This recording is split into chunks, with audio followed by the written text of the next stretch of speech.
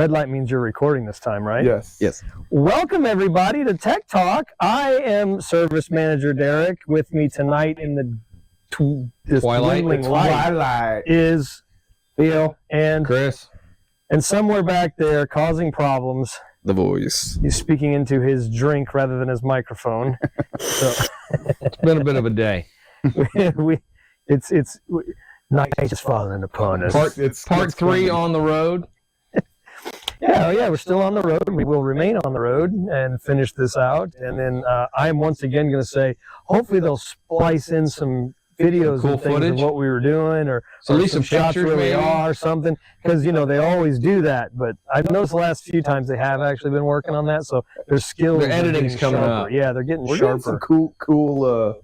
Here. Subscribe, please. Yeah, I do like that. Z loves it when you guys just start pointing at random directions, Yeah. saying things. I want to figure out where like the very corner is. It's like am I in the corner of the frame? I want to get like right here. Like there's no room. That makes me way happy. So hit me with your question tonight or your comment tonight, man. We gotta discuss this stuff before it's dark.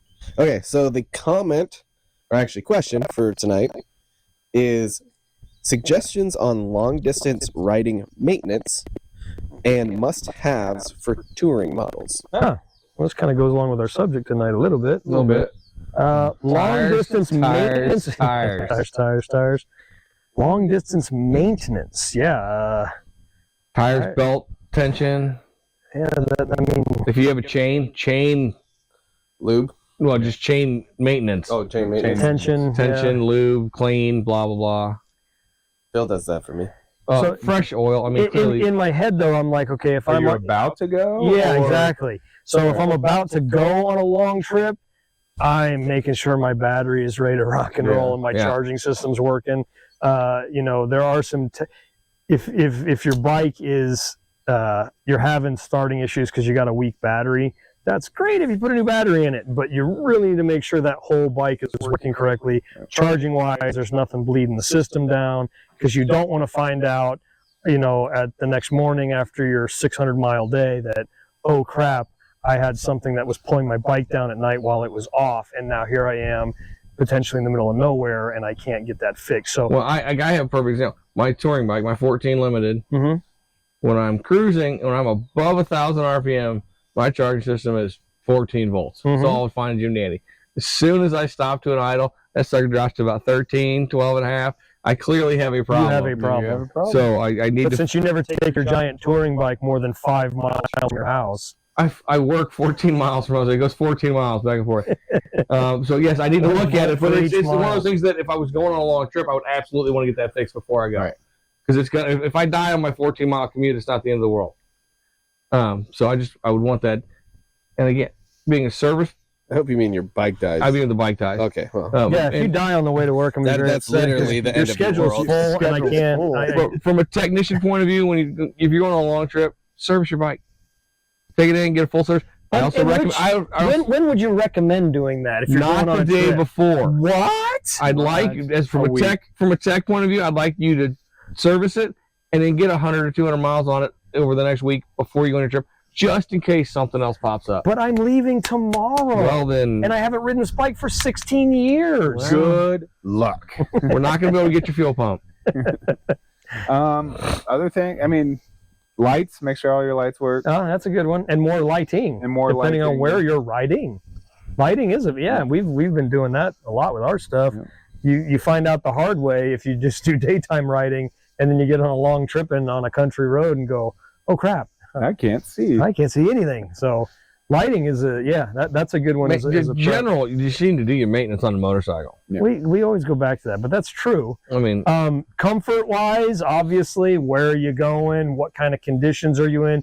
Gear, the right gear, seat, huge windshield, which is we're going to talk about windshields tonight. But yeah, the your general comfort can play a real role in how far you're able to ride that bike. Highway pegs, grips. Your grips are tacky and sticky and falling apart. It's annoying. I would change that before you go. We're doing a day trip and it's already starting to annoy me. You didn't wear gloves today, did you? No, I did. Oh, you it's did? just I can feel it sticking to my gloves. Yeah, I got the same problem. But if you're going to be riding cold weather, heated grips, you do want heated grips. the helmet you're wearing, oh man, it makes a huge difference. I highly recommend if you are thinking about getting a new helmet for a trip, great, get it quick, and then go and break it in. Your shorter rides around town, make sure it fits correctly. They will be snug when you first get them, and then they break in. My what do we got? My Scorpions. When I first bought it, swore I got too small of a size, and now a few rides later, one of the most comfortable helmets I've had. It just really molded to my head and felt great. I made that mistake before the Moab trip. I bought a brand new helmet. Oh, squeeze your head. 2 days before, and just a headache the whole way up there. Coming back, it was great. Yeah, it was broken in by then. It was broken in by then. But same with boots. Yeah, boots. Absolutely. I know you're not like standing on them all the time, but just having your feet in the pegs and just being like. It's you want to, so for long riding, you want to make sure the gear you've got on, the bike is set up, and it's all working. The number of times, I don't like wearing big flappy, oversized jeans or oversized shirt because they flap in the breeze and it drives me insane. Right, but doing things like putting new handlebars on your bike the day before you're going to take a trip, you got to make sure that's all set up correctly for your riding. So plan a little bit ahead of long trips. Once you're on the road, though, you're right. The belts and tires and chain lube and oil levels and lighting and all the lights work and all that. That's all important on the road. But some of these other things you don't want to discover once you're out there, that you've got the wrong jacket, the wrong gloves, the wrong helmet, the wrong boots, the wrong handlebars, the wrong everything for your super long trip. Because then you'll just be miserable, and that takes away the fun of the ride. I would also, for me, a quart of oil. Yeah, little extra. Harleys, especially the twin cams and the M8s, they're known to have a little bit of blow by if you're doing, I'm going to say 80 miles an hour. It's constant 80 for a long time. You're going to burn some oil. And with the oil, I would suggest, like a week before going through your bike, and for oil changes or like for Harley transmissions, you have to have a tool. So go and hit your major points, like even your handlebar mounts, like make sure you have that tool that you can adjust your handlebars, because maybe just around town you being slightly forward, it's fine, but you get on that long trip, that slightly forward starts to make your hands numb or other things. So just make sure you have a nice little tool roll with you for some of your major components. Yeah, that makes sense. Which I think brings us into the topic of the evening, which is windshields. Windshields. Windshields are very personal. I kind of think of them like exhausts in a way. They're different for everyone. Good rule of thumb on the bikes, no matter what bike you're riding, is a windshield, you should be able to see over the top of it. Think bridge of your nose top, and that gives you good airflow over you, the head buffeting, all that kind of thing. That's usually what works for me. Right, the highest you want to go is and a lot of those windshields I don't like. There's some bikes that are made to look through a windshield. Like the Heritage, you're looking through the windshield. I don't like looking through a windshield. Some windshields, especially if you go to some of the fancier ones that have the bigger curves and the flip ups, it distorts everything. I'm not big on the ones that distort. I have the flip up. I had the Harley flip up one, and it's great, but it's about shorter. Right here, because it kicks it over my head, and it's great. So I know we do demo windshields for some, and that's an important one to try out before you ride it. Absolutely. Really see where it hits you and how it is. There's some manufacturers out there that actually let you sample them and try them. And as long as you leave the protective films on, they'll actually let you exchange. Not a lot of them do that, but there are some options on that for the different bikes. And then some of the windshields are adjustable. On the Pan Am, it has different heights and everything. Well, and there are different size. Exactly. Yeah. Don't just assume because you're a short person or a tall person that you have to have the smallest or tallest windshield. I have found on mine the tall setting works better for me with the head buffeting and the vibration of the windshield. With the short windshield. Y'all have the stock. I have the stock windshield, but it's on the taller setting. It's not one of the super. And that's tall. You and I are about the same height, so I have the same problem. And I don't like on the Pan Ams in particular. People are complaining about wind buffeting. There's companies that make things to stop it. I think it's more the plastic bracketing on it. From flapping around. I haven't had that problem. I don't personally have that problem. I know another guy who just bought one recently. It bothers him. I have the tallest windshield you can buy for the Pan Am, and I absolutely love it. It puts the wind right over my head. I can see right over it. If it's raining, I can tuck down a little bit and I don't get pelted in the face with rain. So my windscreen is fine on my helmet.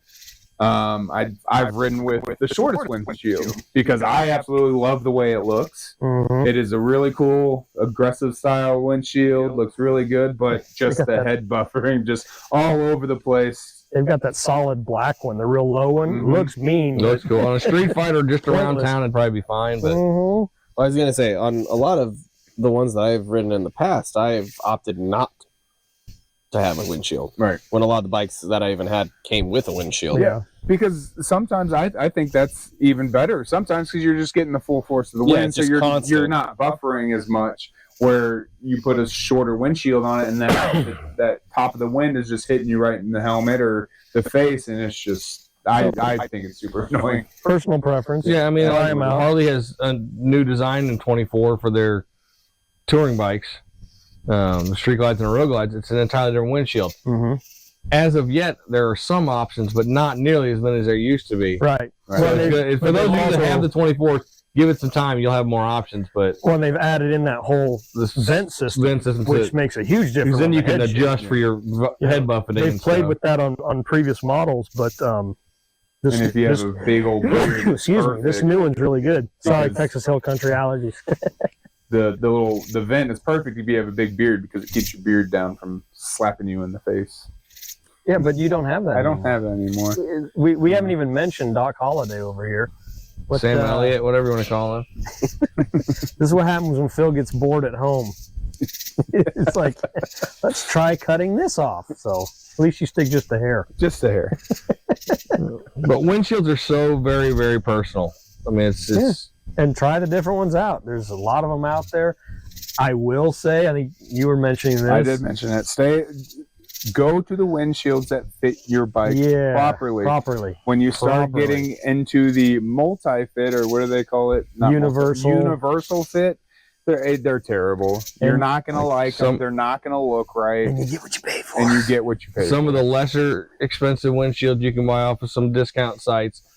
They come flat in a box. Well, they're supposed to be curved. Yeah. And trying to even get them to installed, because you have to hold the curve while you're installing, and one person almost can't do it. If your windshield stock has a curve around the fairing, and the one you got shipped to you that you bought online that looks so cool is flat, and you've got to force it, you're going to have a bad time with that windshield, and it can actually do damage to the bike. Well, it can crack the windshield. It can crack. I mean, there's problems. It can have pull The ferrules out. Yeah. Ferrules out. Yeah. So I would, again, just it's a lot of the same story. It's very personal stuff. It's also, you get what you pay for on things, and try things out. Ask around, see what people like, and then if windshields, pay attention to people that are your similar build on a similar bike, and ask what they have if they have something different.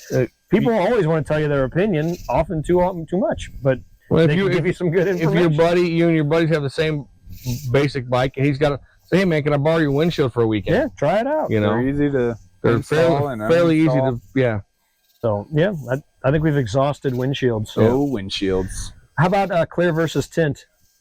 I like the clears. I like clears. I think tent looks way cooler. It looks way cooler. Until you ride on an evening like this, and go, But you're not looking. is the through road out windshield. there anymore? That's true. If it's a lower height, that If makes it's a sense. lower height. But you're even not- then, though, I don't like being not able to see right in front of me with the. I mean, I like the two-tone. You remember the the old school, like the police ones, where Yeah, they got boss them on ones. the Heritage, yeah, the the black on the Heritage. bottom and clear. Yeah, The those new look ones, awesome. the special heritage ones have the red or the orange on the bottom now. It's all about the looks. Yeah. Performance be damned. Yeah, we don't care Chrome about. get you home. Yeah. I mean, Sure, but never mind. Anyway, we're getting the signal from the voice, so I guess it's time.